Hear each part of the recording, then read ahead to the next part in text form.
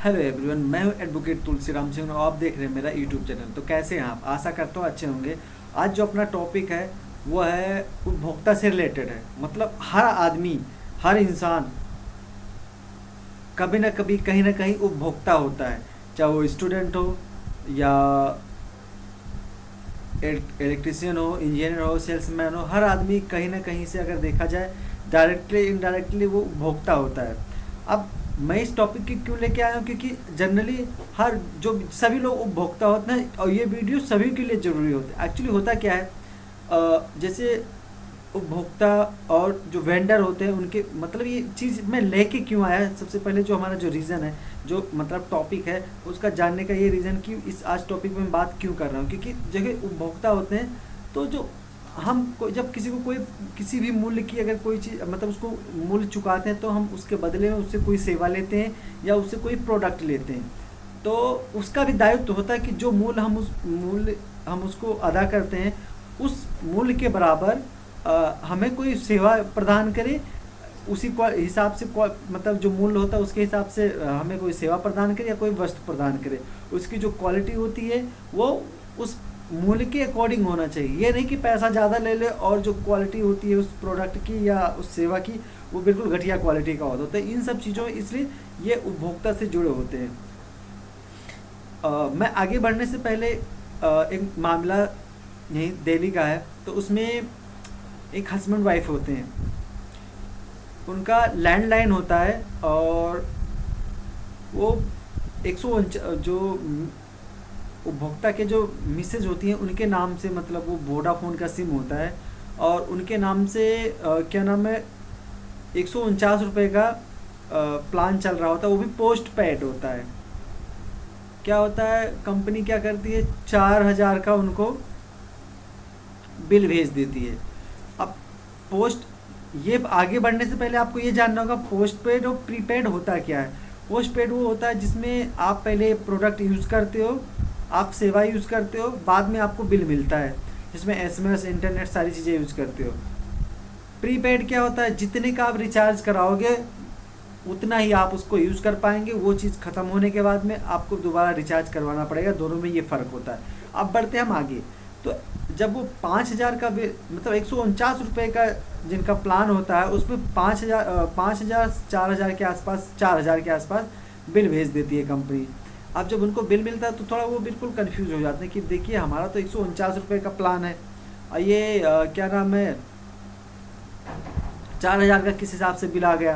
बाद में वो जब इनवाइस चेक करते हैं तो उसमें पता चलता है जो ISD कॉल होता है 3,816 रुपये का उनका ISD कॉल का चार्जेस लगा होता है, जो कि उस पर उनकी ISD कॉल की जो सेवा होती है वो एक्टिव ही नहीं होती है। तो वो बिल जमा नहीं करते और बाद में जब कस्टमर केयर पर बात करते हैं तो 1 आध दिन का टाइम लेते हैं, 15 दिन का टाइम लेते हैं और कस्टमर केयर वाले गोल गोल घुमाते रहते हैं। बाद में क्या होता है वहाँ से कोई अस्थायी रिलीफ नहीं मिलती है। फिर जो उपभोक्ता होता है वो उपभोक्ता कोर्ट में जाता है, जो अपना कंज्यूमर कोर्ट होता है वहाँ पे जाते हैं और कोर्ट आधा बिल पे करने के लिए 50% पे करने के लिए मतलब कहती है 1,908 रुपया पे करने के लिए बोलती है, जो उसका 50% होता है। अब उसमें जब आधा पैसा पे कर देते हैं वो कहती है 15 मतलब 1 हफ्ते के अंदर इस सिम को चालू कर दिया जाए। इसमें जो भी सेवा एक्टिव थी उसको एक्टिव कर दिया, मतलब जो भी सेवा पहले थी उसको रिस्टोर कर दिया, यानी पहली वाली सेवा दोबारा चालू कर दिया जाए। लेकिन सिम तो चालू कर देते हैं लेकिन जो सेवाएं पहले लागू होती हैं उनको रिस्टोर नहीं करते हैं और फिर दोबारा ये जो उपभोक्ता आते हैं कंज्यूमर कोर्ट में जाते हैं, दोबारा फिर अपील करते हैं कि सेवा क्या कहते हैं हमारी चालू नहीं की गई है। फिर कंज्यूमर कोर्ट क्या करता है, जो वोडाफोन के MD होते हैं उनको नोटिस करता है और फिर उनको तकरीबन 97,000 रुपये का जुर्माना लगाया जाता है, जिसमें 15,000 रुपया जो उपभोक्ता होता है उसका कोर्ट का मतलब खर्चा लगता है केस को लड़ने का, और सारी चीज़ें जोड़कर 97,000 रुपया दिया जाता है। कोर्ट उनको दिलवाती है। तो कहने का मतलब अगर आपके साथ कुछ गलत हो रहा है, आप कोई दवा खरीद रहे हैं, कुछ भी खरीद रहे हैं, अगर उसमें क्वालिटी या किसी चीज़ में अगर कमी आती है, वो एक्सपायरी दवा अगर आपको बेचते हैं तो सबसे उन सब चीज़ों पे आपको ध्यान देने वाली बात ही होती है। आप उन चीज़ों को लेकर आप कंज्यूमर कोर्ट में जा सकते हैं। हाँ, शुरुआत में आप अपना केस खुद लड़ सकते हैं और शुरुआत में आपको पैसा अपने जेब से लगाना होगा, लेकिन बाद में आप उसको रिकवरी के रूप में प्राप्त कर सकते हैं और कोर्ट आपकी इसमें मदद भी करेगा। और अब ये चीज़ तो आप समझ में आ गए, समझ में आप लोगों के आ गया होगा कि आप कंज्यूमर कोर्ट में जा सकते हैं। अब हम रही बात कंज्यूमर कोर्ट को, तो इनको 3 भागों में बांटा गया है। Number 1 district consumer forum, number 2 state consumer forum और नंबर 3 नेशनल कंज्यूमर फोरम। सबसे पहले बात करते हैं जो डिस्ट्रिक्ट लेवल पे होता है, वहाँ पे 1 करोड़ तक का मामला को आप डाल सकते हैं। और जो स्टेट लेवल का होता है वो 1 करोड़ से 10 करोड़ तक के मामला जो भी होते हैं, जो भी मैटर होते हैं, वहाँ पे आप याचिका डाल सकते हैं। जो नेशनल कंज्यूमर कोर्ट होता है वहाँ पे आप 10 करोड़ से ज़्यादा के मामले जो होते हैं वहाँ पे आप डाल सकते हैं याचिका और आपकी सुनवाई होगी और आपको पक्का रिलीफ मिलेगा। तो ये तो आपके जो क्या नाम है, कंज्यूमर के जो उपभोक्ता जो होते हैं उनके अधिकार के बारे में बात कर रहा था। तो सबसे पहले देखिए, जानना जरूरी होता है कि आपके अधिकार क्या हैं, क्योंकि अगर आप वो चीज़ नहीं जानोगे तो आप वो चीज़ की मांग, अपने अधिकार को नहीं जानोगे तो मांग नहीं कर पाओगे।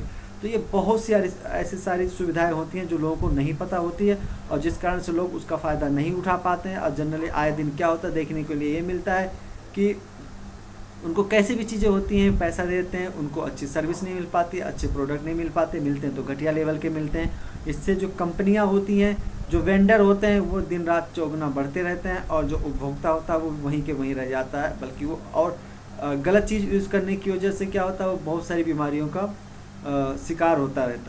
और इसके अलावा मेरे पास कुछ पॉइंट और है, जैसे हैदराबाद का एक मामला था जिसमें जो वेंडर होता है वो एक उपभोक्ता को 1,41,770 रुपये का गलत वो बिल भेज देता है। बाद में जब उस पर उपभोक्ता जो होता है वो कंज्यूमर कोर्ट में जाता है, कंप्लेन करता है, तो वहाँ पे उसको 50,000 रुपये का मतलब उस वेंडर को जुर्माना लगाया जाता है। ऐसे चंडीगढ़ सेक्टर 9 का भी मामला ऐसा ही कुछ है, जहाँ पे उल्टे पुल्टे बिल भेजने के उसमें क्या कहते हैं, जो जियो कंपनी होती है वो उल्टे पुल्टे बिल भेज देती है, प्लान कुछ और होता है, उसमें बिल ज़्यादा का लगा के भेज देती है, उसको वहाँ कंपनी को 35,000 रुपया जुर्माना देना पड़ता। तो कहने का मतलब, जब आप अपनी अधिकार के लिए आवाज़ उठाएंगे तो कोर्ट कानून सब आपके साथ होगा और आपकी हेल्प करेगा। लेकिन जब आपको पता ही नहीं होगा आपका अधिकार, इसलिए ज़्यादा से ज़्यादा आप ऐसे वीडियोस देखिए और